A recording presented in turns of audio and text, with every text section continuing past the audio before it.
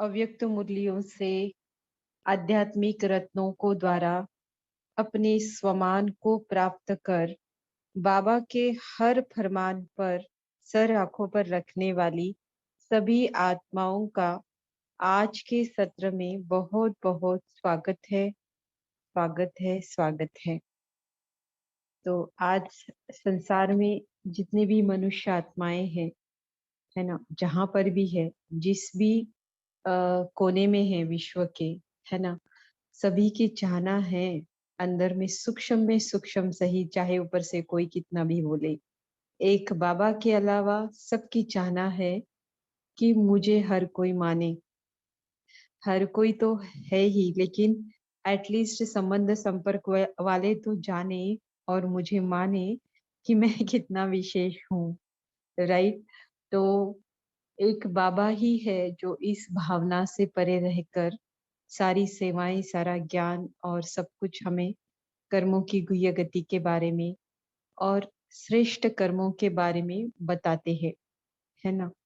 तो अभी संगम युग पर बाबा यही कर रहे हैं कि इसी चाहना को शायद बाबा हमें ही हमारे द्वारा ही स्वरूप देने के लिए युक्ति बता रहे हैं कि आपने कल्प पहले भी इसे अपनाया था, इस युक्ति को, और आप पूजनीय माननीय बने थे। अभी फिर से आपको बनने के लिए क्या क्या बातें, कौन सी बातें करनी है, इसकी स्मृति भी दिला रहे हैं। तो हमें फिर वो डायरेक्शन भी बाबा आज की मुरली के द्वारा दे रहे हैं। जिसने पहले स्वयं को माना, स्वयं को जाना, स्वयं से मिला, वही फिर उसी को फिर दुनिया वाले जानेंगे, मानेंगे और मिलना चाहेंगे। राइट। तो पहले, अभी तक हम ऐसा नहीं सोचते थे, बिल्कुल वाइस वर्सा हम सोचते थे, लेकिन बाबा ने बताया कि पहले आप अपने आप को मानो, अपने आप को जानो कि आप कौन हो, आपका कौन है और आप क्या बने थे और आपको क्या बनना है। राइट। तो बाबा ने इसका महत्व स्वमान के द्वारा बताया है। जो पहले स्व को मानो, स्व को जानो, तो फिर खुदा को जान सकेंगे, और जितना जितना खुदा को जान सकेंगे, अर्थात उसे जानने के कारण उसकी हर आज्ञा का, उसके हर फरमान का पालन कर सकेंगे, और इसके कारण फिर विश्व भी तुमको मानेगी, जानेगी और आप पर कुर्बान भी जाएगी। तो विश्व तो जाएगी, लेकिन साथ साथ जो हमारी युद्ध चल रही है सालों से माया के साथ में, भिन्न भिन्न प्रकार की माया के साथ में, तो वह माया भी आप पर कुर्बान हो जाएगी। तो इतना महत्व, इतना सहज तरीका बाबा ने बताया है, जिसके आधार पर हम पूरे कल्प में भिन्न भिन्न स्वरूपों में पूजनीय और माननीय बन जाते हैं, है ना। तो ज्ञानियों को तो ये चाहना मेरे ख्याल से अज्ञानियों से ज्यादा रहती है क्योंकि उन्होंने उस स्टेज को प्राप्त किया था, उस टेस्ट को, उस चीज को टेस्ट करने का संस्कार आत्मा में भरा हुआ है। इसीलिए अब वो समय आ रहा है, मतलब आ ही चुका है ऑलमोस्ट, कि हमारा ये पार्ट खुद ब खुद इमर्ज होने का जैसे समय चल रहा है, तो वैसी ही संकल्प हमारे चलेंगे।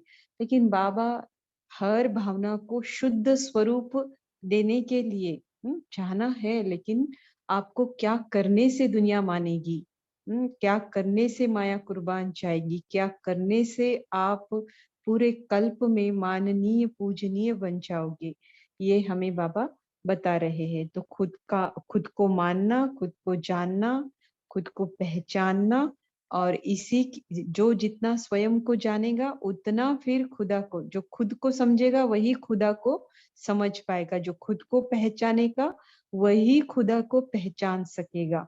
अब जो जिसकी स्वयं के साथ प्रीत होगी उसी की खुदा के साथ प्रीत होगी।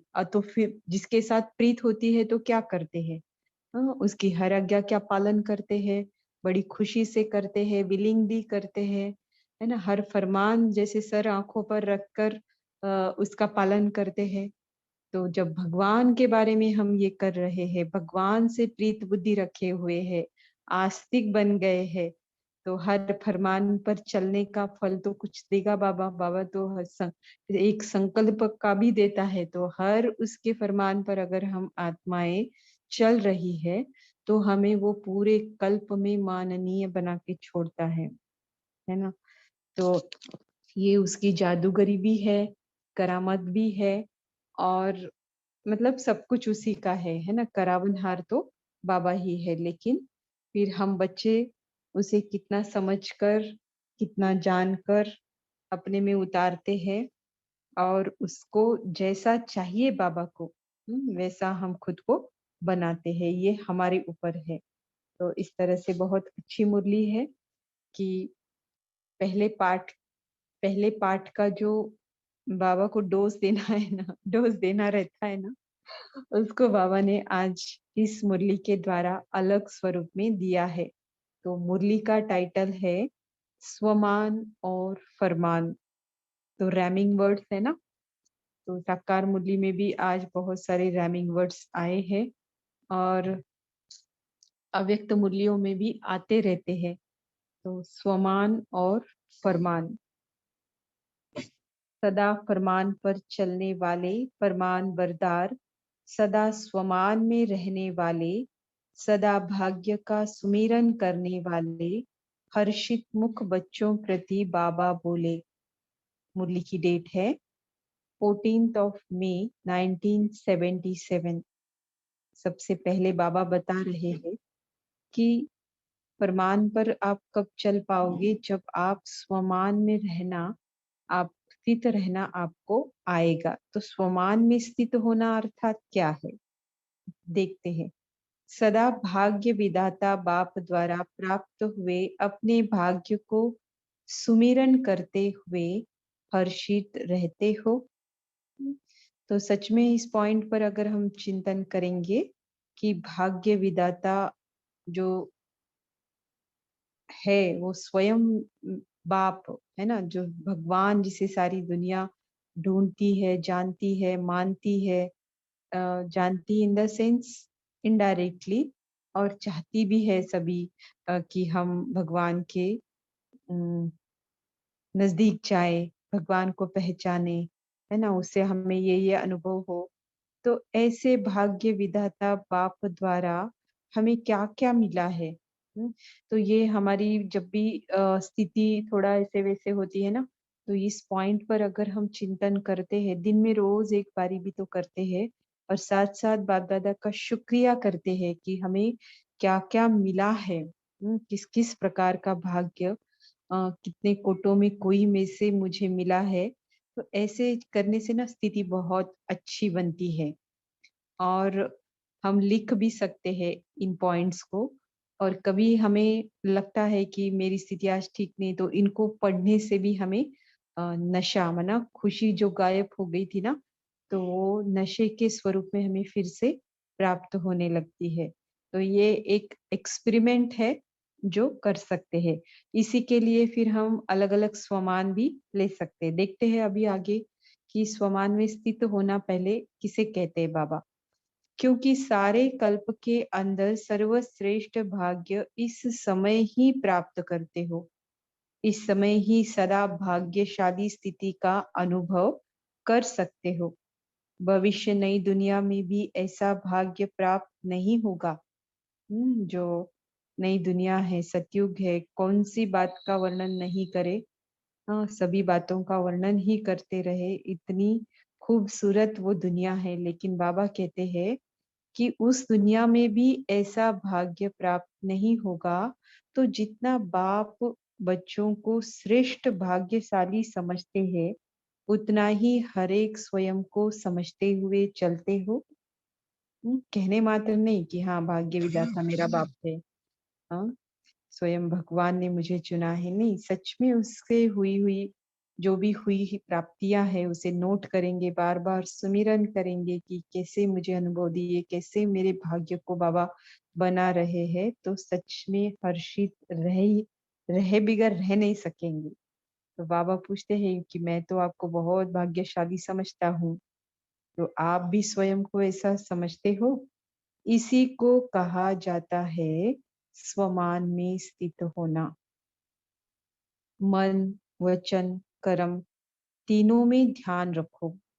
एक तो सदा स्वमान में रहना, दूसरा हर कदम बाप के फरमान पर चलना है। स्वमान और फरमान, इन दो बातों का ध्यान रखना है। साथ साथ सर्व के संपर्क में आने में सम्मान देना है। तो कितनी विधियां बताई बाबा ने। हम्म? सबसे पहले बाबा कहते हैं कि स्वमान में स्थित होना है। तो स्थित होना अर्थात क्या है कि जितना बाबा हम बच्चों को भाग्यशाली समझता है, श्रेष्ठ समझता है, उतना हम स्वयं को समझे, सिर्फ नॉलेज मात्र नहीं, लेकिन उस फीलिंग को फील करें, अनुभव करें। तो उसकी रिजल्ट क्या होगी? हर्षित ही होंगे, खुश रहेंगे। तो ये हुआ स्वमान में स्थित होना।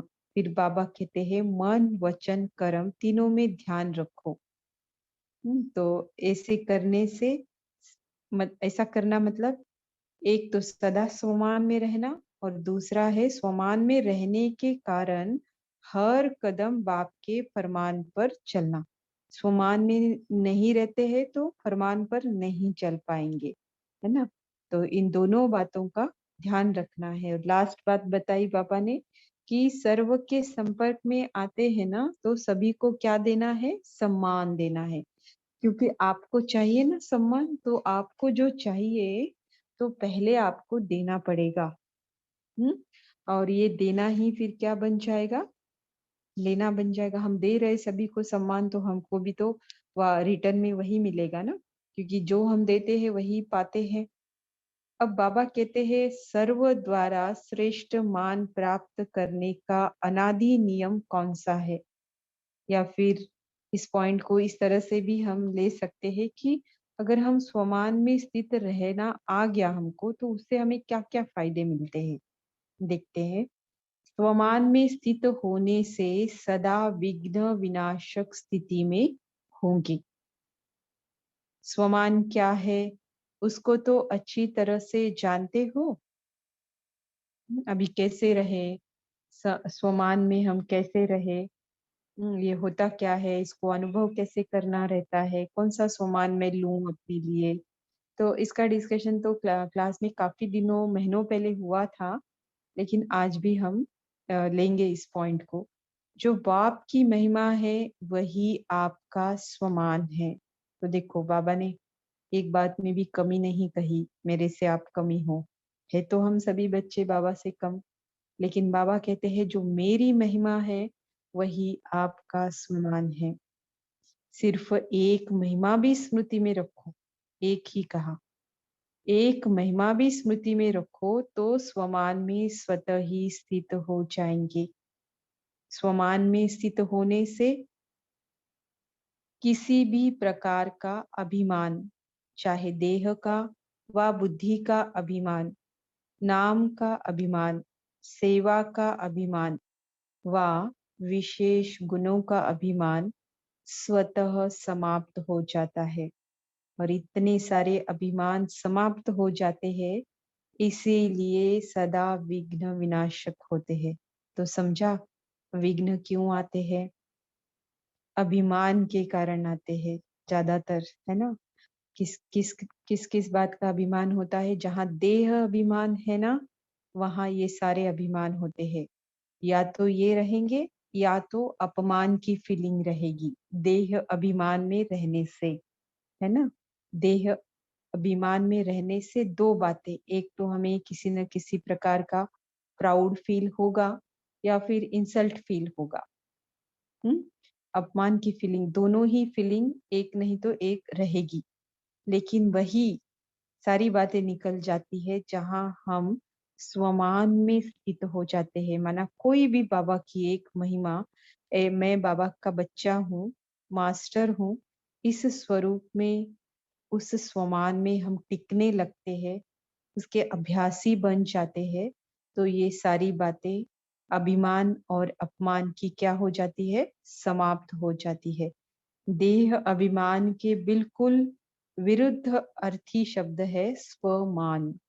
तो अभिमान में जो बातें होती है, सारा पेपर्स जो आते हैं, किस कारण आते हैं, है ना? तो इसी देह अभिमान के कारण ही तो आते हैं। तो सारे पेपर को खत्म करने का एक सॉल्यूशन है, जैसे स्वमान में स्थित होना। ऐसे स्वमान में स्थित होने वाला सदा निर्माण रहता है। अभिमान नहीं, लेकिन निर्माण। सब कुछ करके भी न्यारा। एक दो निर्माण होते हैं ना, एक है नवनिर्माण, न्यू क्रिएशन, और दूसरा है अभिमान जिसको नहीं, वो वाला निर्माण। तो जहाँ अभिमान नहीं है वहां निर्माण रहेगा, मतलब मान की चाहना नहीं। सब कुछ करते हुए, सारी विशेषताएं होते हुए, अपने ना नाम का अभिमान है, ना सेवा का है, ना बुद्धि का है, ना कोई विशेष गुण का है। सब कुछ होते हुए भी निर्माण, न्यारा और प्यारा। इससे सर्व द्वारा, स्वमान में स्थित होने से सर्व द्वारा सदा, स्वतः ही सदा मान मिलता है। मान लेने की इच्छा से परे होने के कारण सर्व द्वारा श्रेष्ठ मान मिलने का पात्र बन जाता है। यह अनादि नियम है। तो स्वमान में रहना ही औरों से मान लेना है एक्चुअली, है ना? जो देह अभिमान में रहकर जो हम प्रयास करते हैं कि मुझे जाने, मुझे माने, मेरा माने, हर बात का क्रेडिट मुझे दे, है ना? मैंने इतना किया, ये सारी जो चाहनाएं हैं, भले सेवा के प्रति हो, बाबा के मूल्यों के आधार पर हो, लेकिन शुद्धता की शुद्ध है ऐसा नहीं कह सकते, है ना? क्योंकि देह अभिमान के वश ये जो संकल्प उत्पन्न होते हैं, तो अ, ये दुख ही देंगे, स्वयं को भी और औरों को भी। तो मान मिलने का तो मांगने से मिलता नहीं है। तो इसके लिए बाबा कहते हैं कि आप उस इच्छा से ही परे हो जाओ, निर्माण हो जाओ। और इसी के कारण जितना आप निर्माण होते जाएंगे, उतना सर्व द्वारा श्रेष्ठ मान मिलने के पात्र बन जाएंगे। यह क्या है? अनादि नियम बाबा ने कहा। तो परे होना, देखेंगे ना आप कि कोई भी चीज के पीछे हम जितना भागेंगे ना, उतना वो चीज आगे आगे जाती है। जैसे ही हम उसे छोड़ देते हैं, तो वो चीज हमारे पीछे पीछे आने लगती है ना? तो ये कभी कभी हम उस चीज के पीछे भाग रहे हैं, ये हमें खुद को भी नहीं पता रहता है। जैसे इसी को दूसरे शब्दों में कहेंगे कि हमारी ही इच्छाएं हमें अच्छा नहीं बनने देती है। जैसे ही हम इच्छाओं को छोड़ देते हैं, अच्छे तो बन ही जाते हैं, लेकिन वो इच्छाएं भी स्वतः ही पूरी होने लगती है ना? तो इसीलिए न सोचा, न मांगा, फिर भी बाबा ने दे दिया। ऐसी वाली बात हम अनुभव जरूर करेंगे, जो कल की मुरली में बाबा ने बताया था। फिर बाबा समझा भी रहे हैं यहाँ पर कि अल्पकाल के विनाशी मान का त्याग ही सारे कल्प में माननीय बनने का भाग्य प्राप्त कराता है। जाने दो ना, ये आत्माएं नहीं मानती आपको, वो आत्माएं नहीं मानती, लेकिन स्वयं भगवान तो मान रहा है ना, जब भी तो आपको चुना है। तो फिर अल्पकाल और भगवान से सारी आत्माएं तो कम हस्ती वाली ही है। सबसे बड़ी हस्ती संसार में तो अलमाइटी अथॉरिटी शिव बाबा ही है। जब वो मान रहा है, सबसे उच्च अथॉरिटी वाला, तो उसे कम अथॉरिटी वालों से मान्यता लेने की जरूरत ही क्या है? हम्म तो मिली तो भी ठीक, नहीं मिली तो भी ठीक, लेकिन उसके लिए प्रयासरत रहने की कोई जरूरत नहीं है। तो बाबा कहते हैं, ये सारे अल्पकाल के जो विनाशी मान है ना, उसका आप त्याग करोगे, तो सारे कल्प में माननीय बनने का जो भाग्य है आपको मिलता जाएगा। सर्व द्वारा मान मांगने से नहीं मिलता, लेकिन सम्मान देने से, स्वमान में स्थित होने से, प्रकृति दासी के समान स्वमान के अधिकार के रूप में मान प्राप्त होता है। हम्म तो दो बातें बाबा ने बताई कि मान मांगने से नहीं मिलेगा, लेकिन सम्मान देने से और स्वमान में स्थित होने से। हम्म, स्वमान के अधिकार के रूप में मान प्राप्त हो जाएगा। हम्म, मान के त्याग में सर्व के माननीय बनने का भाग्य प्राप्त होता है। जैसे स्वमान में रहने वालों का सिर्फ इस एक जन्म में मान नहीं होता, लेकिन देखो कैसे पूरे कल्प में चार बातें बाबा ने बताई है। सारे कल्प में आधा कल्प, नंबर एक अपने रॉयल राजाई मना राजाई फैमिली मना परिवार द्वारा, नंबर दो प्रजा द्वारा मान प्राप्त होता है, और नंबर तीन आधा कल्प भक्तों द्वारा मान प्राप्त होता है। इतने तक जो लास्ट जन्म में है ना, नंबर चार चैतन्य रूप में अपने प्राप्त हुए मान की प्रालब्ध को स्वयं ही देखते हो। हम अभी चैतन्य में हैं, लेकिन हमारी जो प्रालब्ध है तो अंतिम समय में मंदिरों में पूजाएं जड़ मूर्तियों की भी तो हो रही है ना। तो ये प्रालब्ध ही है एक प्रकार से, है ना। तो बाबा ने कहा कि चार बातें पूरे कल्प में हमारे हमारा ही तो पूजनीय और माननीय बनते हैं, तो उसके स्वरूप क्या क्या बताएं। प्रजा द्वारा मान प्राप्त होता है, रॉयल फैमिली द्वारा होता है, भक्तों द्वारा होता है, चैतन्य में फिर हम बाबा को भी पाते हैं, और सारी बातें हम आने वाले समय में प्राप्त करने वाले हैं प्रारब्ध के रूप में, उसको एक्सपीरियंस अभी करते हैं, है ना। तो चैतन्य रूप में ही आप स्वयं को मानते हो, तो इतना सारा मान आपको सारे कल्प में मिल जाता है। चैतन्य अपने जड़ चित्रों को देखते हो ना, तो सारे कल्प में प्राप्त हुए मान का आधार क्या हुआ? अल्प काल के विनाशी मान का त्याग। हम्म, तो इस तरह से सेवा में, सेवा के फील्ड में ये बहुत ज्यादा होता है, राइट। बाकी तीन सब्जेक्ट में तो चलो ये पर्सनल स्टडी में आ जाते हैं। वास्तव में सेवा भी वैसी ही है, जो स्व सेवा का जो पार्ट है तीन सब्जेक्ट आ जाते हैं उसमें, फिर अन्य की सेवा में चौथा सब्जेक्ट भी आ जाता है। जिसने पहले तीन सब्जेक्ट अर्थात स्व सेवा पूरी की है, तो चौथे सब्जेक्ट के लिए मेहनत भी नहीं है, निर्माण होकर भी सेवा कर पाते हैं। लेकिन पहले तीन पर काम नहीं किया, स्व सेवा पूरी पूरी मतलब एक लेवल के अबोव तक नहीं किया है, तो जरूर मान की इच्छा, मान को प्राप्त करने की इच्छा जरूर उभर के आएगी ही आएगी। अभिमान आएगा ही आएगा, राइट। परसेंटेज कम या ज्यादा हो सकता है, लेकिन आएगा। तो बाबा कहते हैं कि आपको सारे कल्प में मान मिलने ही वाला है। आप ही तो हो जो माननीय और पूजनीय बनेंगे, लेकिन अभी आप जो चाहना है आपकी, उसका त्याग करो।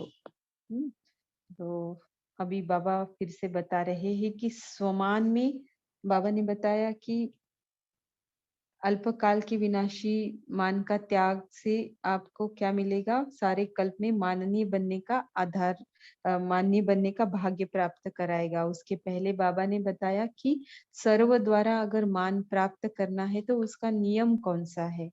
फिर उसके पहले बाबा ने बताया कि स्वमान में स्थित होना अर्थात क्या है। अभी बाबा बता रहे हैं स्वमान में स्थित होकर रहने से आपको फायदे तो होंगे, वो भी हमने देखे, लेकिन आप कौन से कर्तव्य कर सकेंगे जिन कर्तव्यों के आधार पर सारी दुनिया आपको पूजनीय और माननीय रूप में देखने लगेगी।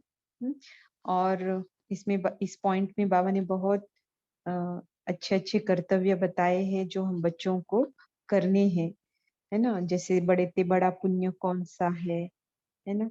तो आज तक हम पुण्य माना क्या है, स्थूल रीति से ही कुछ देना अर्थात पुण्य समझते थे, लेकिन आज बाबा ने इतना ब्यूटीफुल ये पुण्य के कर्तव्य के बारे में बताया है, और उसे बताया कि सबसे बड़े से बड़ा पुण्य है। तो देखते हैं कि कौन से कर्तव्य बाबा ने इस पॉइंट के द्वारा बताए हैं। स्वमान में स्थित हो निर्माण बन सम्मान देना है, यह देना ही लेना बन जाता है। सम्मान देना अर्थात उस आत्मा को उमंग उल्लास में लाकर आगे करना है। तो संबंध संपर्क में आत्माएं कई बार हमारे पुरुषार्थ से ज्यादा पुरुषार्थ वाली भी आती है, हमारे बराबर वाली भी आती है और हमारे से कम वाली भी आती है। राइट, नए नए बच्चे कैसे होंगे? अभी हम अव्यक्त मूल्य की स्टडीज कर रहे हैं पिछले 6-7 महीनों से रेगुलरली। तो मान लो अभी अभी किसी ने कोर्स किया है, तो उसके पुरुषार्थ में और हमारे पुरुषार्थ में थोड़ा बहुत तो अंतर रहेगा ना, है ना? तो उसको सम्मान देना, अर्थात उस आत्मा को उमंग उल्लास में लाकर आगे करना है। अल्पकाल का पुण्य अल्पकाल की वस्तु देने से होता है, वह अल्पकाल के सहयोग देने से होता है। लेकिन यह सदा काल का उमंग उत्साह अर्थात खुशी का खजाना व स्वयं के सहयोग का आत्मा को सदा के लिए पुण्य आत्मा बना देता है। मतलब बड़े ते बड़ा, इसलिए यह बड़े ते बड़ा पुण्य हो जाता है। एक जन्म में किए हुए इस पुण्य का फल सारा कल्प मिलता है। तो सबसे बड़े ते बड़ा पुण्य क्या हो गया? हम तो अच्छा कार्य कर ही रहे हैं, लेकिन औरों को भी अ, अच्छाई के लिए उमंग उत्साह में लाना और फिर उनको भी उस लायक बनाना। हुँ? तो ये सबसे बड़े ते बड़ा पुण्य है। जैसे हमको अव्यक्त मुरली स्टडी करना अच्छा लग रहा है, समझ रही है, लेकिन हम इस तरह से उसे अभ्यास कर रहे हैं, जो हमारे अभ्यास से प्रभावित होकर अन्य भी इस अभ्यास के लिए प्रेरित हो रहे हैं। वो भी कुछ हटकर और कुछ अच्छे अनुभव कर रहे हैं। तो ये भी क्या हुआ? पुण्य ही हुआ। मतलब इसको अलग शब्दों में ऐसे भी कह सकते हैं कि प्रजा बनाना कोई बड़ी बात नहीं है। वो तो स्वतः ही ऑटोमेटिकली बनती जाएगी। लेकिन वारिस क्या करेंगे? वारिस ही बनाएंगे, है ना? तो इस तरह से जो पुण्य आत्मा है, जो पुण्य कर रही है बाबा के ज्ञान के हिसाब से, जैसे बाबा ने अल्पकाल की बात बताई, अल्पकाल के पुण्य में कौन सी बातें आती है, तो उस तरह से नहीं, लेकिन बाबा जो चाहते हैं उस तरह से, तो जो स्वयं कर रही है वो औरों को बनाएगी बनाएगी वैसा, और यही उस बात का प्रूफ है कि आप स्वयं उस बात को कर रहे हो। प्रमाणित हो जाता है जब आप दूसरे को भी उस लायक बना देते हो, है ना? कमी कमजोरियां हमें भी थी, हम भी बनते बनते बन रहे हैं और बनते बनते ही बनेंगे। इसी भाव से अगर हम हमसे कम पुरुषार्थ वाली आत्माओं को सहयोग देते हैं, उमंग उत्साह दिलाते हैं, तो ये क्या है? उस आत्मा को भी पुण्य आत्मा बनाने के लाइन में स्वतः ही डाल देगा, है ना? और ये बड़े ते बड़ा पुण्य हो जाएगा और इस पुण्य का फल सारा कल्प मिलता है। इस कारण कहा कि सम्मान देना देना नहीं, लेकिन लेना है। लौकिक रूप में भी कोई पुण्य का काम करता है तो सबके आगे माननीय होता है, लेकिन इस श्रेष्ठ पुण्य का फल पूजनीय और माननीय दोनों बनते हो आप। सिर्फ माननीय नहीं, बल्कि पूजनीय और माननीय दोनों ही बनते हो। तो अपने आप से पूछो, ऐसे पुण्यात्मा बन सदैव पुण्य का कार्य करते हो? तो देखो, जो स्वमान में रहता है ना, स्वमान में रहने की प्रैक्टिस करता है ना, तो उसे ये बातें सहज रीति से करना आएगी, अच्छी भी लगेगी, है ना? ये क्या है? फरमान है ना बाबा का, ऐसा करो, तो उस पर हम चल पाएंगे। तो सम्मान देना भी हमको तभी यथार्थ रीति हम सम्मान तभी दे पाएंगे जब स्वमान में रहते हैं, है ना? वो सामने वाली आत्मा को भी फील होगा कि ये आत्मा कितना मतलब सम्मान दे रही है, उमंग उत्साह में ला रही है। अगर हम खुद ही देह अभिमान में है तो अच्छे अच्छे शब्दों तो हम बोलेंगे, लेकिन फीलिंग सामने वाले को नहीं आएगी।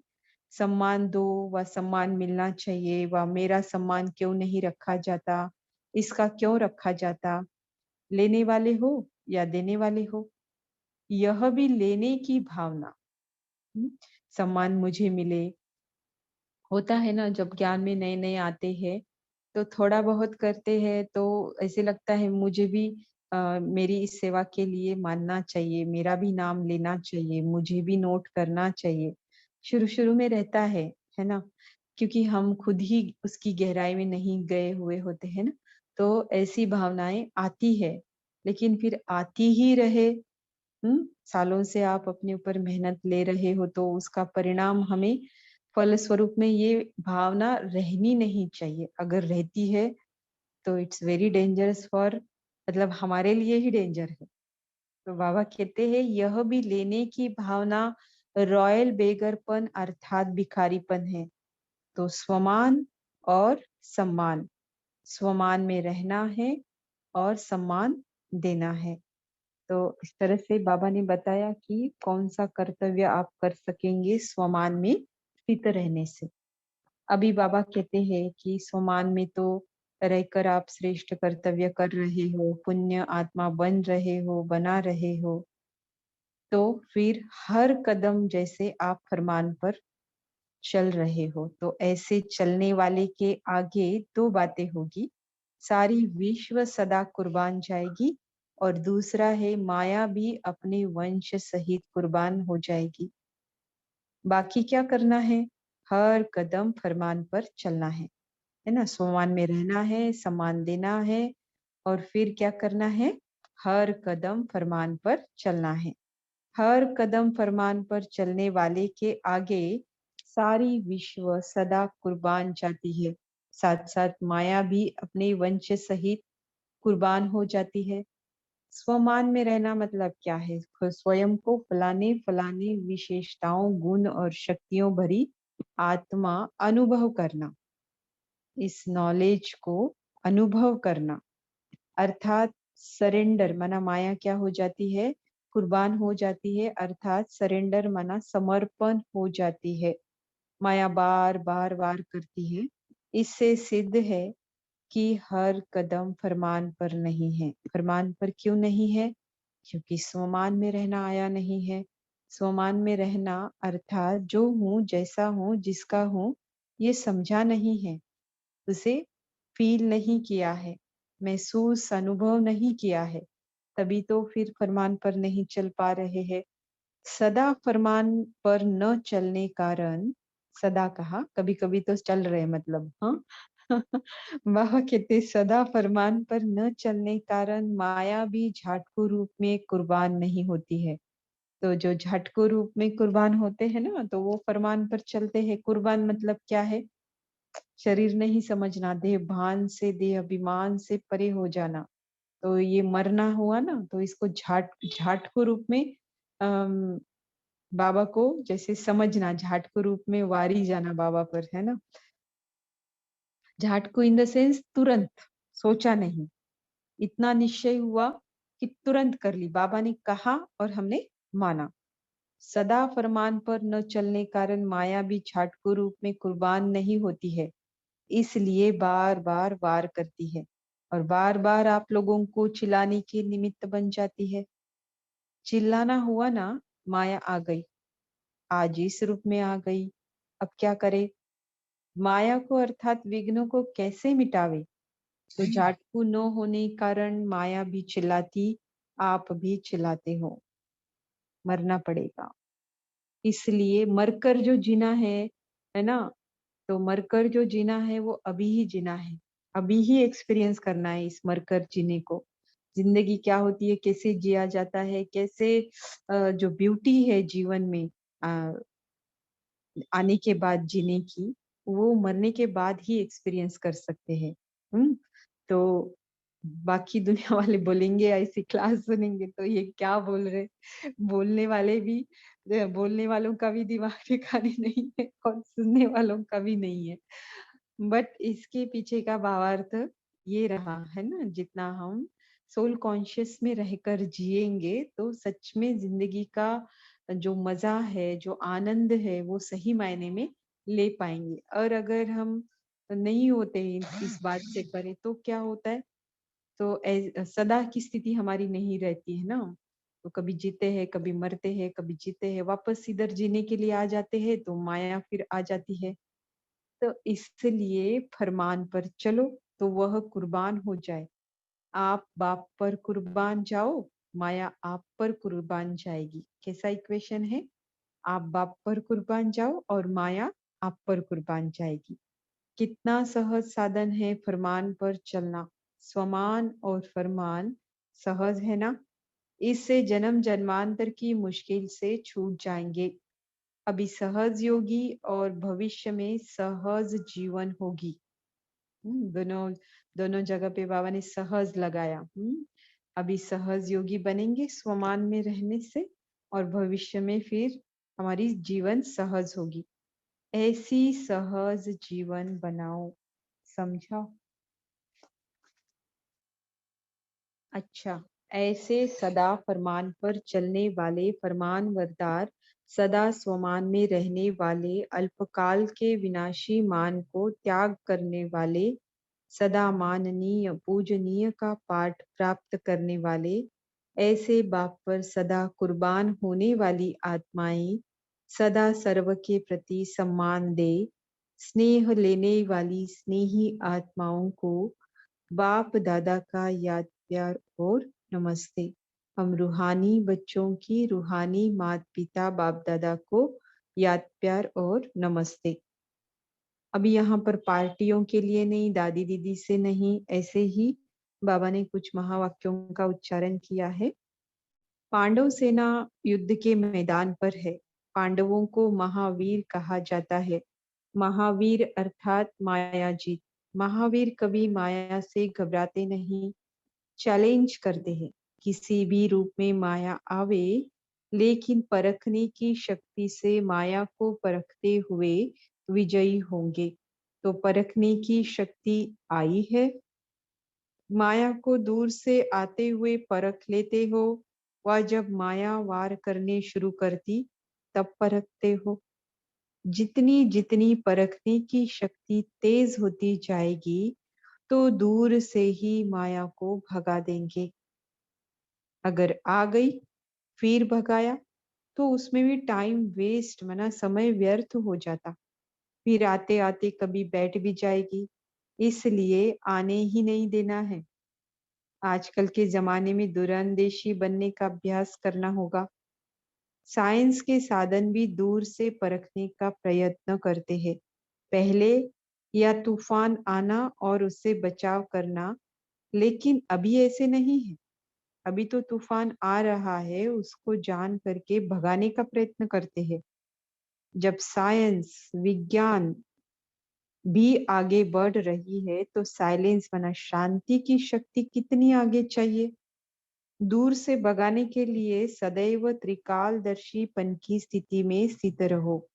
हर बात को तीनों कालों से देखो। क्या बात है, वर्तमान रूप क्या है, और पहले भी इस रूप से आई थी, और अब जो आई है उसको समाप्त कैसे करे।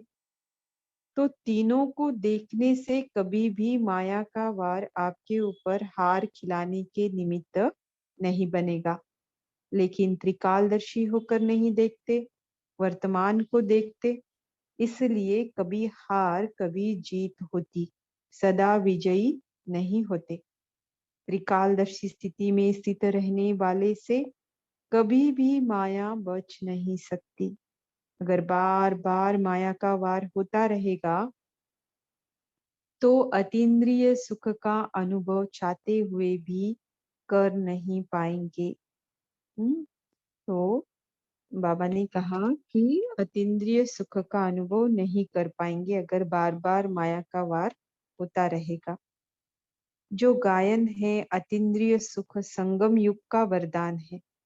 यह किसी और युग में नहीं होता, यह अब का अनुभव है।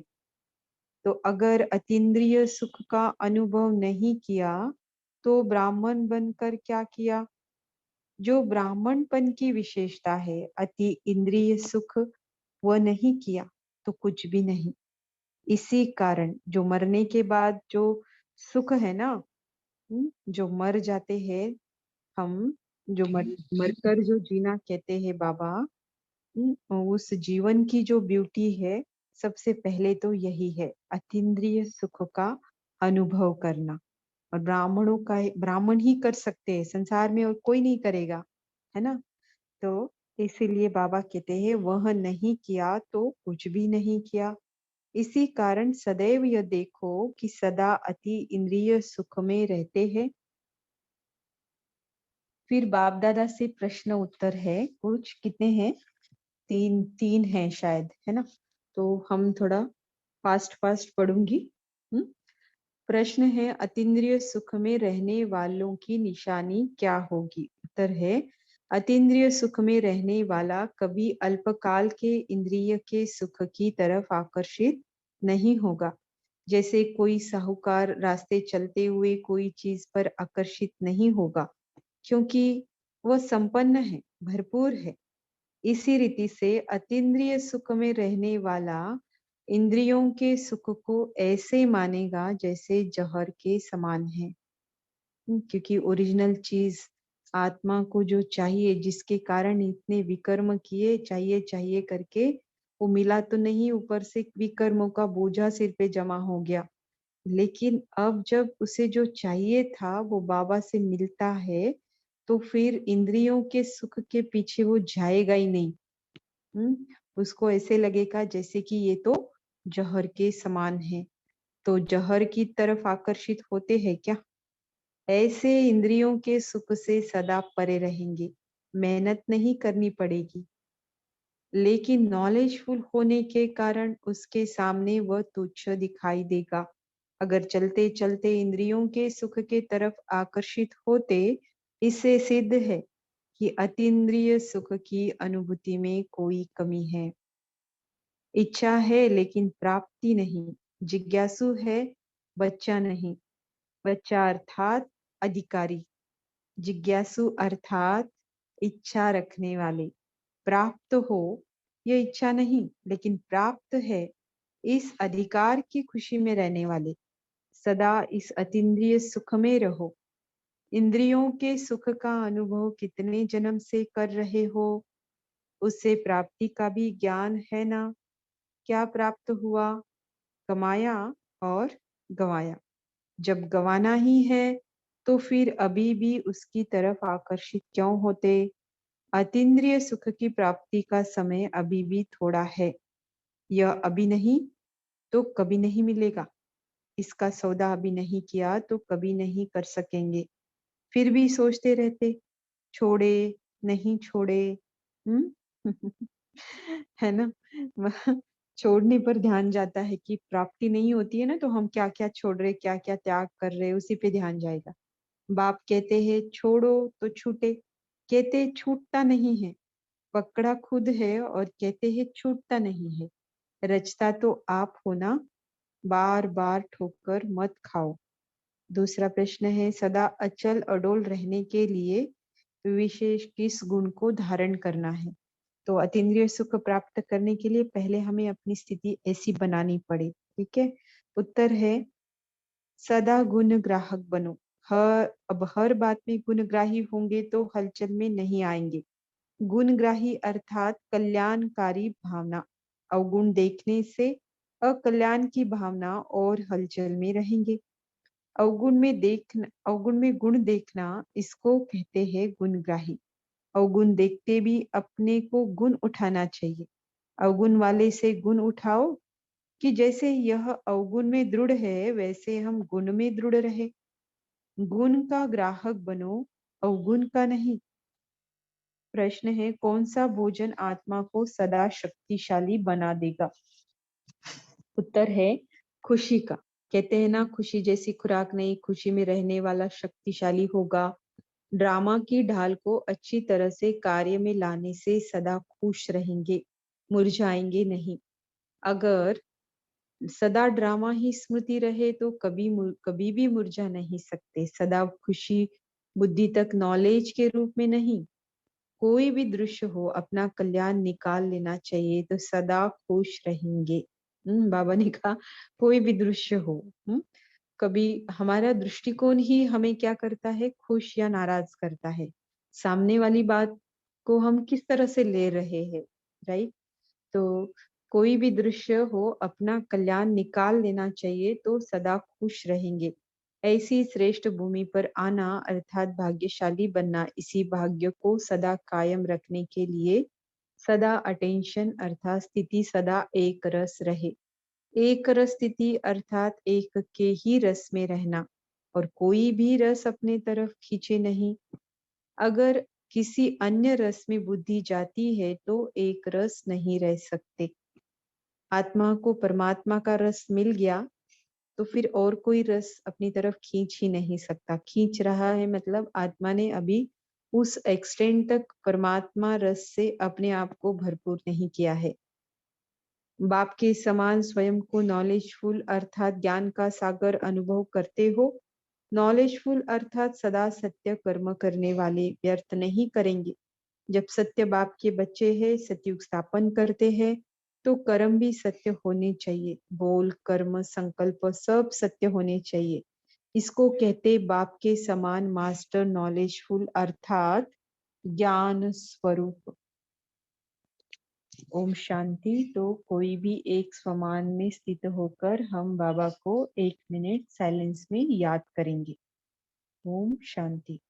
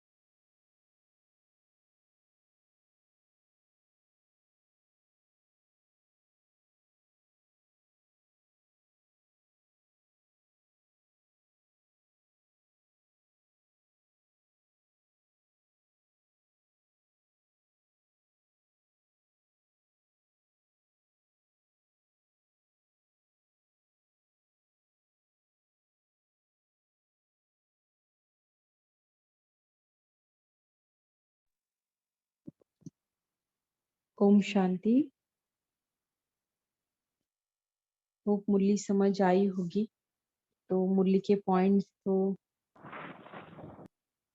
इतना डिटेल एक्सप्लेनेशन में हम जाते हैं, तो आपको अगर कुछ समझ नहीं आया तो क्वेश्चन पूछ सकते हैं, और आया है तो हम आगे बढ़ते हैं कि आप में से कितने लोगों ने स्वमान की प्रैक्टिस की है, कोई पर्टिकुलर स्वमान की, और उसका कुछ अनुभव भी आपने किया है, तो वो जरूर जरूर शेयर कर सकते हैं सबसे पहले, और फिर हम देखते आगे का अभ्यास क्या लेना है।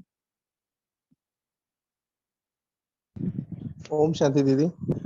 जी। दीदी 3 सोमानों की प्रैक्टिस करते हैं। एक तो पवित्र स्वरूप की, और दूसरा शांत स्वरूप की, और प्रेम स्वरूप की। ये हम सुबह 3 घंटे के लिए हमने अपना बना रखा है। सुबह 9 से 10, 10 से 11 और 11 से 12। तो इसमें प्रैक्टिस करने से हमें लाभ ये होता है, एक तो हमारी स्थिति अपनी बड़ी अच्छी बनी रहती है, और जिन आत्माओं के भी हम संबंध संपर्क में आते हैं तो उनकी भी सेवा हो जाती है। मतलब ब्लेसिंग्स ही निकलती हैं, तो हम उन्हें मतलब उनका मतलब सूक्ष्म रीति से उनकी भी सेवा कर पाते हैं। ओम शांति। जी, बहुत अच्छा। तो अशरीरी बनने के लिए बाबा ने किसी मुरली में 3 रास्ते बताए थे। उसमें से ये एक रास्ता है कि स्वमान का अभ्यास करना, स्वमान को एक्सपीरियंस लेवल तक लेकर जाना। राइट। तो बताइए शुभश्री बहन, आप बोलना चाहते थे। ओम शांति दीदी। हमारा जो सेंटर में जो क्लास किया जाता है, एवरी डे मुरली का एक पॉइंट निकाल कर दीदी ने हमें सम्मान लिखने के कहा है, और 108 सम्मान हमें लिखा जाता है। और हम एवरी डे लिखते थे। जब लॉकडाउन हुआ है, अभी तो सेंटर हम जाए नहीं, हम डेली सम्मान लिखते थे। और सम्मान लिखने से हमें बहुत आनंद आता है और मन शांत रहता है। ओम शांति दीदी। जी, तो हाँ बोलिए इंदु बहन।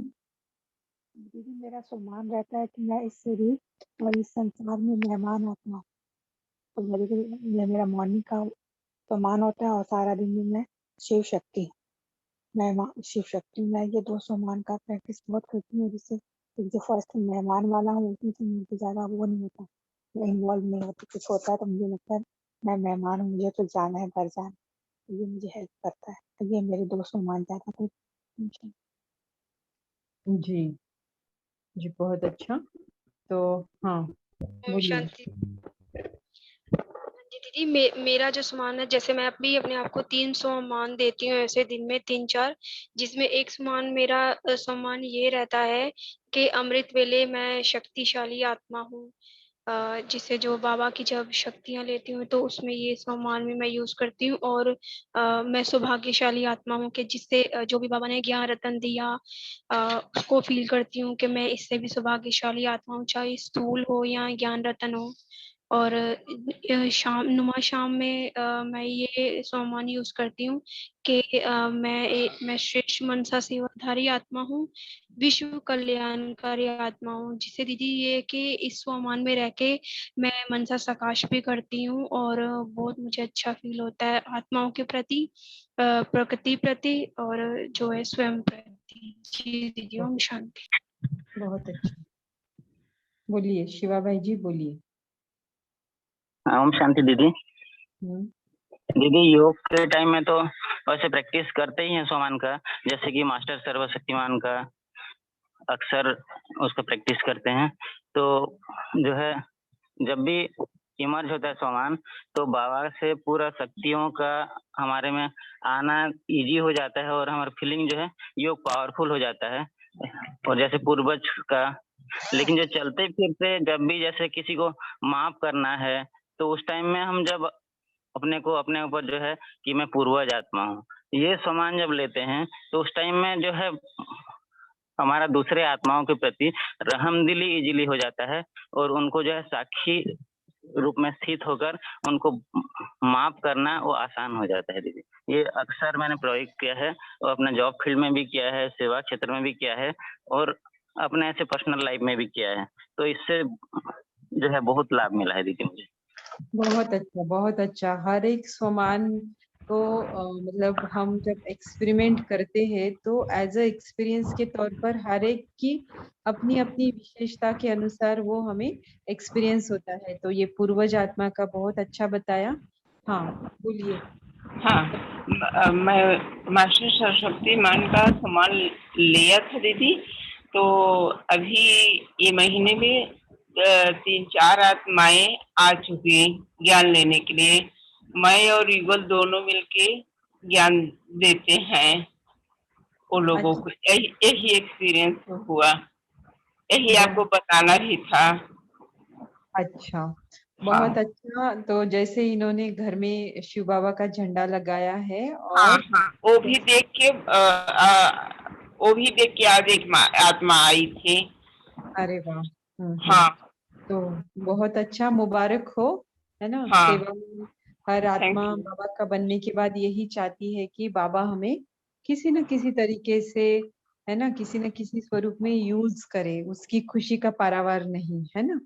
क्योंकि भाग्य तो बनता ही है, लेकिन स्वयं भगवान के कार्य में हम मददगार बन रहे हैं, आत्माओं की दुआओं के पात्र बन रहे हैं, तो ये बात हमें कुछ अलग खुशी देकर जाती है ना। तो बहुत बहुत मुबारक हो मधु बहन, आपकी तपस्या जैसे नोट कर रहे हैं बाबा और आपको सेवा में यूज भी कर रहे हैं। तो हर एक स्वमान की फल प्राप्ति अलग अलग है। अब किसी को ये भी प्रश्न पड़ता होगा कि भला हम अपने लिए कौन से स्वमान को सेलेक्ट करें जो फिर हमारे पुरुषार्थ में और तीव्रता आए, या फिर हमारे अंदर की जो कमजोरी है वो मिट जाए, या फिर हमारे अंदर कुछ नवनिर्माण हो जाए जो अभी तक नहीं हुआ है। तो ऐसे भी होता होगा, है ऐसे ऐसे किसी को डाउट या फिर ये सभी दीदी, को। ये बहुत डाउट आता है कि इतने सारे सामानों में से हम जो है कौन सा सामान चूज करें अपने लिए, कि जो है जिससे हमारे अंदर परिवर्तन हो और मतलब जो हम कर रहे हैं उससे थोड़ा और बेटर कर सकें। एग्जैक्टली, है ना। तो कोई बताना चाहेगा इसका आंसर कैसे होना चाहिए, कैसे सेलेक्ट करें हम अपने लिए सुटेबल सामान। वैसे तो हर सामान हर एक के ऊपर काम करेगा ही करेगा, लेकिन कैसे करें सेलेक्ट फिर भी, बोलिए। ओम शांति। हाँ, एक बात जो बाबा ने बोले जो ना, तुम मैं निराकार, पिता परमात्मा, तुम भी निराकार हो, जैसे ऐसे मैं भी बिंदी हूँ, तुम बिंदी, ऐसे कमांड रूप में आत्मा निमित्त बनकर जब इस शरीर में कर्म करता है और सभी गुण और शक्तियों को यूज कर पाता है। हाँ, निमित्त मेरा बनकर प्रश्न है कि हम कोई भी सामान को किस आधार पर कैसे सेलेक्ट करें, है ना, ताकि फिर हमारा पुरुषार्थ अच्छा हो, जो हमें चाहिए। स्वयं से भी कुछ एक्सपेक्टेशन है ना ज्ञान मार्ग में, बाबा की तो है ही, लेकिन स्वयं को भी लगता है कि मैं ऐसा बनूं, मुझसे ये काम हो जाए, मुझ में ये क्वालिटी शक्ति आ जाए, है ना। नहीं है या फिर कम परसेंटेज में, जब भी तो लगता है ना। बोलिए सुष्मिता बहन, बोलिए। जी दीदी, ये तो पहले खुद से पूछना पड़ेगा ना कि मेरे दिल के नजदीक वाला कौन सा ज्यादा मुझे फील होता है, कि ये सामान जैसे मेरे दिल के बिल्कुल नजदीक वाला। जैसे मुझे अगर कोई पूछे पर्सनली तो मेरा बहुत अच्छा लगता है सामान, हर एक अच्छा है, लेकिन उसके साथ खुद को कनेक्ट करना, जैसे दिल की बहुत नजदीकी वाला फील होता है कि पूर्वज आत्मा हूँ, ये सामान लेते ही खुशी से गदगद हो जाती है आत्मा। तो ये मेरी पर्सनल एक्सपीरियंस है। तो ऐसे हर एक तो खुद से पूछना पड़ेगा ना कि मुझे कौन सा बहुत खींच रहा है, कौन सा सामान। शायद हमने पूर्व कल्प में बहुत ज्यादा उसकी प्रैक्टिस की थी। दीदी ये परिस्थितियों पे होता है। जैसे पहले बीच में मुझे, जैसे मैं इंडिया से बाहर रहती थी, इंडियन खाना बहुत खींचता है कि मैं पापड़ी चाट खाऊं या ये खाऊं, मुझे बना के खाऊं।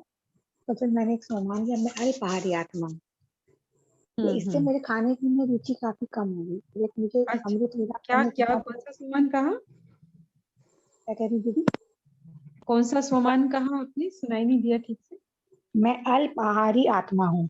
ओके, अच्छा, वेरी गुड। तो समथिंग वो डिफरेंट। काफी काम किया। और एक मुझे जो अमृत वेला के बाद नींद आती है, मतलब 3 बजे 3:30 उठती हूँ, 6 6:30 बजे मुझे लगता है सो जाऊं आधा घंटा। तो उस टाइम मैं रात को एकदम सामान लेके सोती हूँ, मैं निंद्रा जीत हूँ। तो आज मैं नहीं सोई। अरे तो वाह। मुझे अच्छा लगा। मैं रात को सोने से पहले मैंने ये सामान कुछ 6-7 बार एकदम डीपली किया कि मैं निंद्रा जीत हूँ, मुझे अमृत वेला के बाद नहीं सोना है, क्योंकि मुझे नींद, घर में सब सोए होते हैं, अंधेरा होता है, बाहर बर्फ गिरी होती है, तो सब सो रहे होते हैं, तो मैं भी सोती। तो ये 2 सामान के मुझे मतलब अपना एक्सपीरियंस है कि अब खाने की तरफ मेरी उतनी रुचि नहीं जाती है। तो मुझे लगता था मैं पापड़ी बना लूं, मैं भेलपूरी बना लूं, मेरा इंडियन फूड की तरफ जाता था ध्यान। और यहाँ बाहर कुछ मिलता नहीं है, तो फिर ये 2 सामान ने बहुत काम किया। तो पहले हमें चेक करना चाहिए कि हम कहाँ गड़बड़ करते हैं, कहाँ हम जाके वीक पड़ते हैं, उसके हिसाब से फिर हमें अपने पुरुषार्थ के लिए सामान सेलेक्ट करना चाहिए। एग्जैक्टली, है ना। तो मुझे जो लगता है, अच्छा सविता बहन बोलिए। ओम शांति दीदी, जैसे जैसे अभी इंदु बहन ने कहा कि जो जिस बात में हमें कमी है उसी उसी तरह का हमें सामान लेना चाहिए। मेरा भी ऐसे ही था कि मुझे अमृत वेले नींद आती थी और मैंने उठने के लिए दिल नहीं करता था। तो फिर मैंने भी यही सामान लिया था कि मैं निद्राजित आत्मा हूँ, मैं जागती ज्योत हूँ। इसे लेने से भी थोड़ा बहुत मैंने कम हुआ। और जैसे रात के सोने के बाद भी मैंने बाबा से वरदान लेकर ही सोती थी कि नहीं, मैं बाबा मुझे वरदान दे रहे हैं कि मैं निद्राजित आत्मा हूँ। और जैसे शुरू में जैसे मुरली पढ़ने से जैसे जो लगाने के लिए जैसे अपने आप खुद से ही, जैसे कमेंट्री से ना हुआ तो खुद से ही जैसे जोग लगाने बैठते थे, तो ऐसे याद नहीं आता था क्या करें ऐसे ही याद आता था। तो शुरू में मैंने ये सोमान लेते कि मुझे ये सोमान बहुत अच्छा लगता था कि मैं रूहानी चित्रकार हूँ, क्योंकि अरे मेरे वाह! जो पिताजी थे, लौकिक पिताजी थे, वो मैंने नेशनल लेवल के आर्टिस्ट थे, तो चित्र बनाना मैंने शुरू से ही देखा था। तो मुझे ये सोमान जब मुरली में आया कि रूहानी चित्रकार, तो मुझे ये सोमान बहुत अच्छा लगा। तो मैंने शाम को जैसे नुमा शाम जॉब के लिए बैठती थी, तो कुछ नहीं, शुरू में कुछ नहीं आता था, तो ऐसे ही बैठते थे क्या करे। तो फिर मैंने जैसे ही ये सोमान लिया कि नहीं, मैं रूहानी चित्रकार हूँ, जैसे रूहानी चित्र बनाना जैसे जैसे आता गया, तो खुद से ही जैसे जोग लगाना, ये भी बहुत अच्छा हुआ मेरे साथ। अच्छा, देखो ये दोनों भी बहुत अलग सुनने को मिले मुझे सोमान। एक तो रूहानी चित्रकार, बहुत ही ब्यूटीफुल सोमान है, एंड दूसरा इंदु बहन ने कौन सा बताया कि मैं अल्पाहारी आत्मा हूँ, राइट? तो दोनों भी बहुत ही यूनिक है, डिफरेंट है ना? तो अपनी कमियों के ऊपर ध्यान रखते हुए उसे भरने के लिए सोमान की प्रैक्टिस की जाती है यूजुअली, है ना? तो मैं जो करती हूँ, मुझे थोड़ा मुंबई के क्लाइमेट से बहुत इरिटेशन टाइप लगता है ना? कि ज्यादा ह्यूमिड, क्योंकि बचपन से यहाँ नहीं रहे हैं ना, तो शादी के बाद आए हैं मुंबई। तो कहीं ना कहीं वो मुझे ज्यादा अच्छा लगता है कि यहाँ की ह्यूमिडिटी मुझे बहुत इरिटेट करती है, राइट?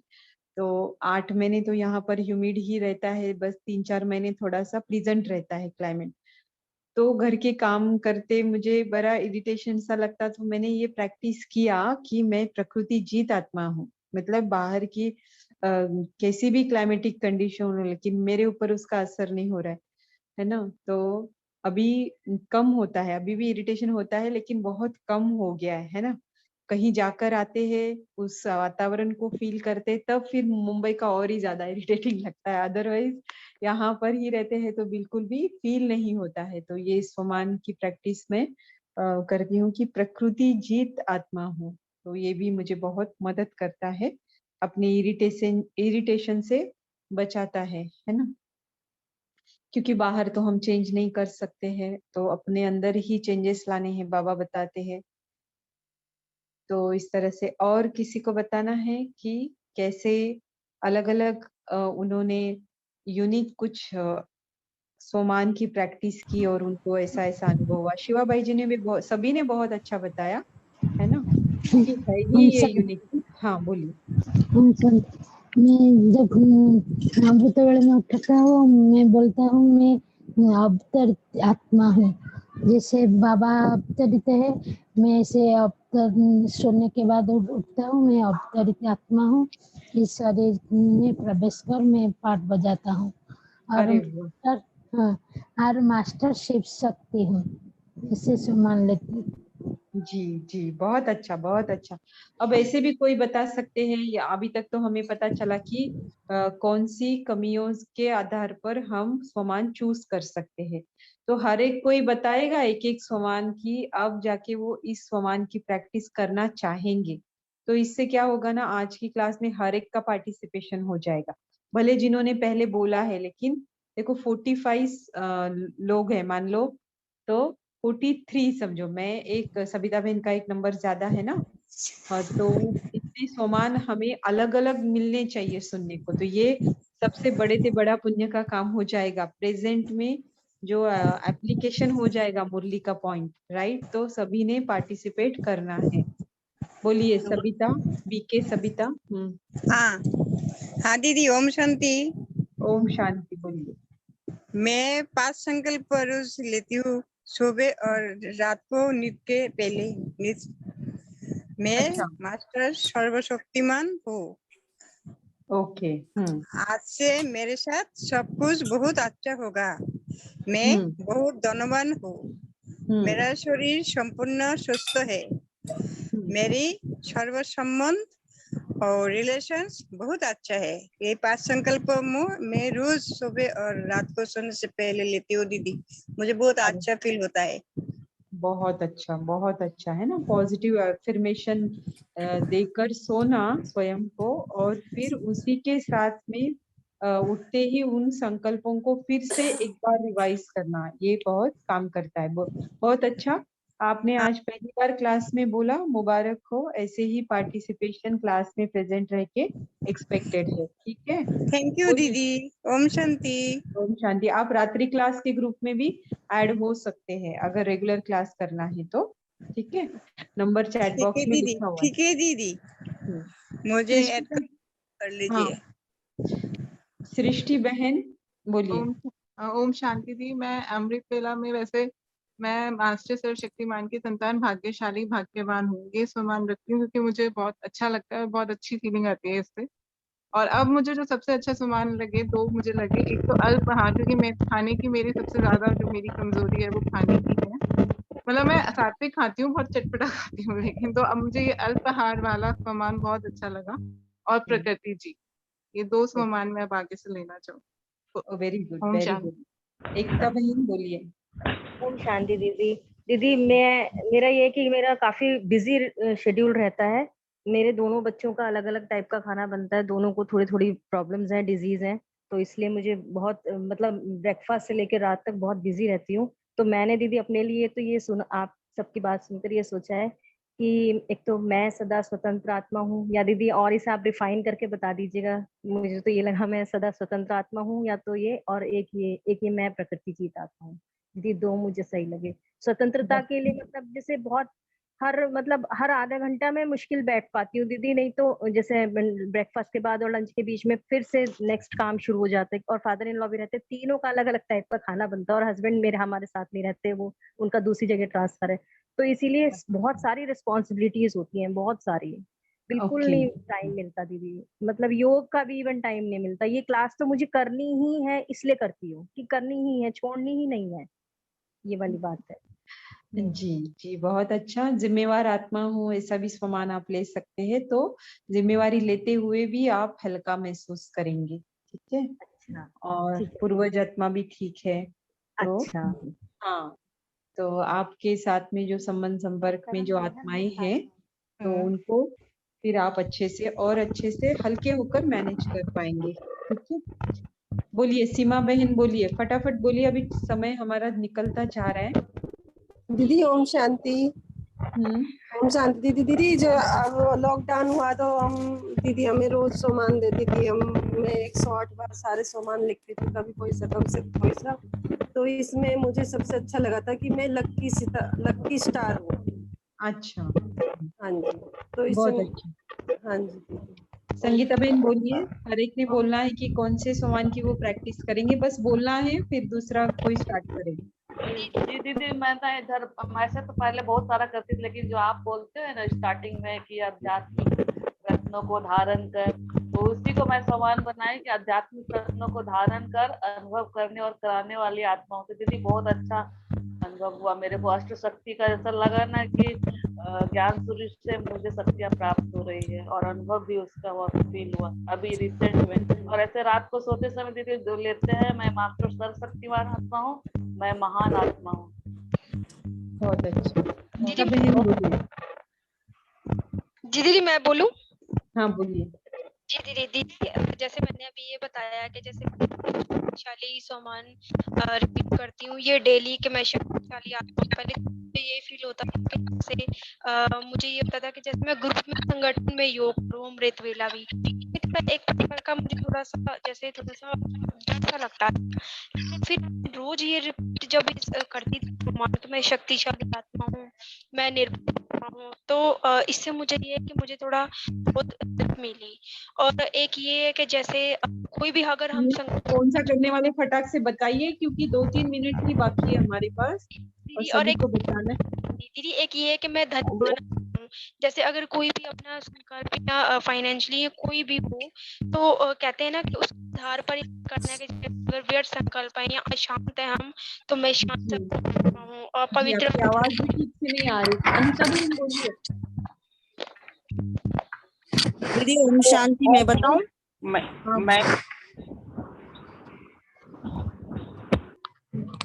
ओम शांति दीदी। मैं करती हूँ, मैं परम पवित्र आत्मा हूँ, और सुबह 5 संकल्प 5 मिनट के लिए अलग करती हूँ। बहुत अच्छा। पुष्पा बहन, मयूरी बहन, बोलते जाइए। तो ओम शांति दीदी। दीदी आपने उस दिन जो बताए थे ना, जो इबिल सोल के लिए जो मैं मुक्ति देने वाली आत्मा हूँ, तो उस दिन एक्चुअली मुझे बहुत डर लगा, तो मैं सविता बहन को भी फोन की। तो फिर इस बाबा ने क्या किया ना, उसके अगले दिन जो सिकंद भाई जी के जो मनसा सभा का क्लास था, तो उसी दिन की बहुत इबिल सोल की जो आत्मा का जो केसेस आता था, तो सिकंद भाई जी ने भी उस दिन बोला कि जब इविल सोल तो अंत में बहुत तंग करेगा ना, तो इसलिए सभी ने जो मैं मास्टर महाकाल हूँ इसका प्रैक्टिस करना चाहिए। तो मैं भी वो जो डर था ना मुझे, ये मास्टर महाकाल का प्रैक्टिस मैं भी कर रही हूँ, और मुझे बहुत अच्छा लग रहा है। बहुत अच्छा, बहुत अच्छा। जल्दी जल्दी से दीदी ओम सामान शांति। का नाम बता के आगे चले। हाँ दीदी दीदी ओम दीदी शांति। हाँ बोलिए। शांति दीदी, मैं एक खुशनुमा आत्मा हूँ। मैं अधर मूलस उद्धर मूलस आत्मा हूँ। बहुत अच्छा, बहुत दीदी ओम शांति। शांति। मैं अपने परिवार में वाणी से सेवा नहीं कर सकती हूँ, क्योंकि सब ज्ञान के एंटी है। तो मैं ये स्वमान लेती हूँ, मैं वरदानी मूर्त आत्मा हूँ, जिससे कि मैं मनसा सेवा द्वारा उनका परिवर्तन कर सकूं। और एक है, मैं इस घर की इष्ट देवता हूँ। वेरी गुड, बहुत अच्छा। कंबाइंड स्वरूप आत्मा हूँ। मैं पद्मा पद्म भाग्यशाली आत्मा हूँ, और सभी आत्मा भी पद्मा पद्म भाग्यशाली बन जाएंगे। ओम शांति दीदी। हाँ। और मैं ये सामान ले लिया कि हम शांत स्वरूप आत्मा हूँ, जो भी हुआ ड्रामा में जो भी हो जाएगा, लेकिन मैं भी शांत स्वरूप आत्मा हूँ। थैंक यू बाबा। बहुत अच्छा। ओम शांति दीदी। मैं मास्टर ज्ञान सूर्य हूँ, और मैं लाइट हूँ, मैं मायूस हूँ, और मैं उड़ता पंछी हूँ। और शिव शक्ति तो रोज लिखते ही है, 108 बार मैं लिखती हूँ। और मैं खुश नसीब आत्मा हूँ, बाबा की छत्र छाया में हूँ। बहुत अच्छा, बहुत अच्छा। कविता बहन, कनिका बहन।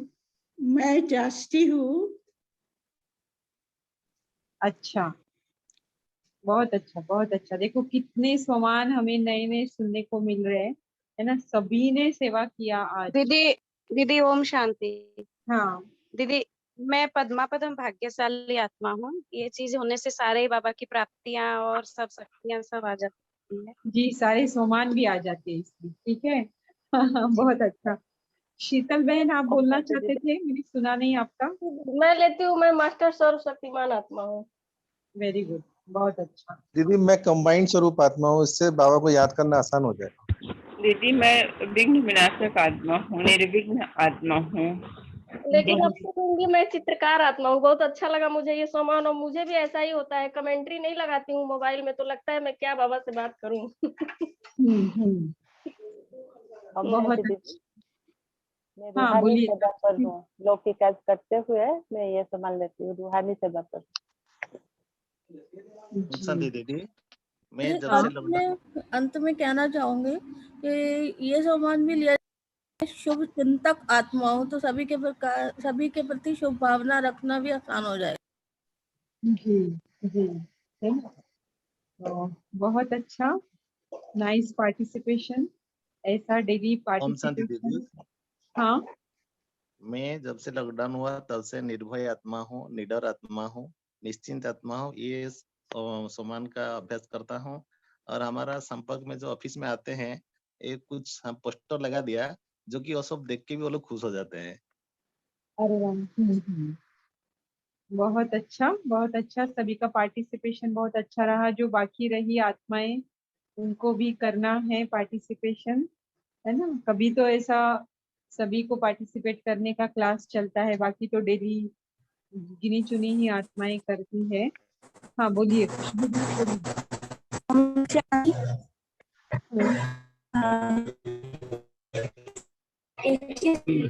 अच्छा लेती हूँ कि भगवान का बच्चा। बहुत अच्छा, बहुत अच्छा, है ना। ओम तो शांति। ओम शांति। साकार मुरली का रह गया, तो बस ये है कि साकार मुरली। हाँ जानवी बहन बोलिए, जल्दी बोलिए। मैं सदा सिद्धि स्वरूप प्राप्त करने वाली आत्मा हूँ। बहुत अच्छा, बहुत अच्छा। तो ये जो साकार मुरली है ना, उसमें कॉन्ट्रास्ट और ये कुछ पॉइंट्स है ना, पुष्पा बहन ने बहुत अच्छे लिखे हैं। तो आज की साकार मुरली से कौन से स्वमान आप लेना चाहेंगे, उसकी लिस्ट बना के आप ग्रुप में पोस्ट कर दीजिए। एंड सेकेंड, कौन से फरमान बाबा ने आज साकार मुरली में बताए हैं, इस स्वरूप में जैसे होमवर्क के रूप में आज साकार मुरली का रहेगा, क्योंकि समय की सीमा को देखते हुए आज हमारा क्लास यहीं पर हमें समाप्त करना पड़ेगा, राइट। तो साकार मुरली के लिए आप होमवर्क सुन लिए हैं, वैसा करना है कि स्वमान की लिस्ट निकालनी है और कौन से फरमान बाबा ने आज साकार मुरली में बताए हैं, ऐसे उसकी भी लिस्ट हो, 1 हो, 2 हो, 4 हो, जो भी है आपको जो समझ आए वो लिख के ग्रुप में पोस्ट करिए, ठीक है। तो आप सभी का पार्टिसिपेशन करने के लिए और कॉल से जुड़ने के लिए बहुत बहुत धन्यवाद। बाप दादा का भी बहुत बहुत धन्यवाद। तो आज का कॉल हम यहीं पर समाप्त करते हैं। शुभ रात्रि, शुभ अमृत वेला।